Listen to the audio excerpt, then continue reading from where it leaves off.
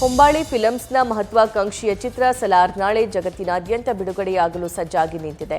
ಆದರೆ ಹೊಂಬಾಳೆ ತಂಡ ಸಲಾರ್ ಚಿತ್ರವನ್ನು ಐನಾಕ್ಸ್ ಮಲ್ಟಿಪ್ಲೆಕ್ಸ್ಗಳಲ್ಲಿ ರಿಲೀಸ್ ಮಾಡದಿರಲು ನಿರ್ಧಾರ ಮಾಡಿದೆ.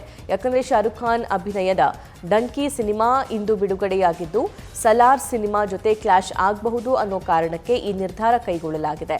ಹೀಗಾಗಿ ಸಿನಿಪೋಲಿಸ್ ಮತ್ತು ಏಕಪದರದ ಚಿತ್ರಮಂದಿರಗಳಲ್ಲಿ ಮಾತ್ರ ಸಲಾರ್ ಚಿತ್ರವನ್ನು ಬಿಡುಗಡೆ ಮಾಡೋದಕ್ಕೆ ಚಿತ್ರತಂಡ ತೀರ್ಮಾನಿಸಿದೆ.